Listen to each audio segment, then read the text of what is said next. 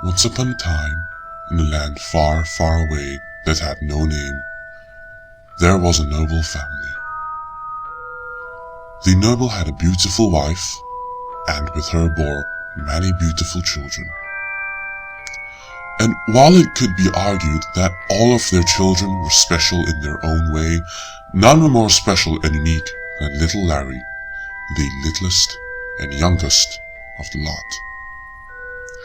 For you see, unlike his older brothers and sisters who would brush their hair and sit up straight at the dinner table, Larry was a stubborn little brat who refused to obey the rules of the house. "Stop slouching, Larry. Don't talk with a mouth full, Larry, and wear your coat properly, Larry," as his nagging mother would always tell him. But Larry thought otherwise. He hated rules, and he hated being tied down. This was not what bothered Larry the most, though.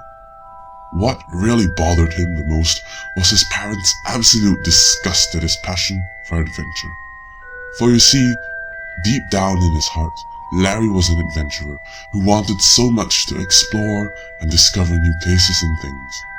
He ran off into the fields once when he was a wee child, and could never forget the feeling as he listened for the very first time the croak of a frog, the smell of wildflowers, the feel of the wind on his cheeks. It was such a wonderful feeling. But when his mother found out, boy was she mad. "Look at you, little rascal, you're all filthy and covered in dirt. How dare you go running off into that disgusting stuff?" And from then on, Larry was not allowed beyond the gates of the family mansion. What Larry wanted the most was the freedom to do as he pleased, to not be told what can and cannot be done. But how was he to get his freedom when he was but a mere child? The youngest, in fact, in a world limited by rigid boundaries. And so he dreamed. Yes, he dreamed.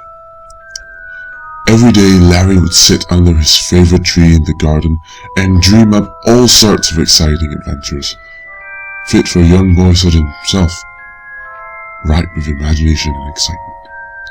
And when it was time for him to go back inside the house, he would record his dreams in his little notebook, a souvenir of his many adventures. So this life of his went on for a long, long time.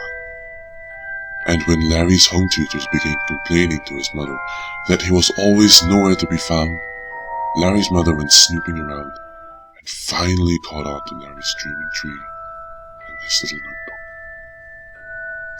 In a fit of rage, she took his little notebook of precious memories and threw it into the fireplace, and then ordered the servants to chop down his dreaming tree in the garden.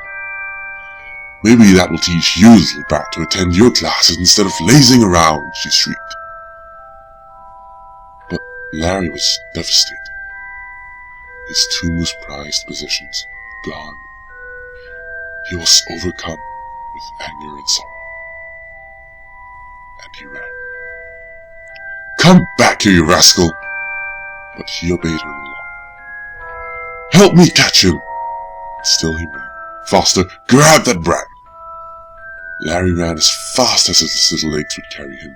His world around him was a blur, and before he knew it, all he could remember was a slip and a fall, and the world spinning uncontrollably around him before fading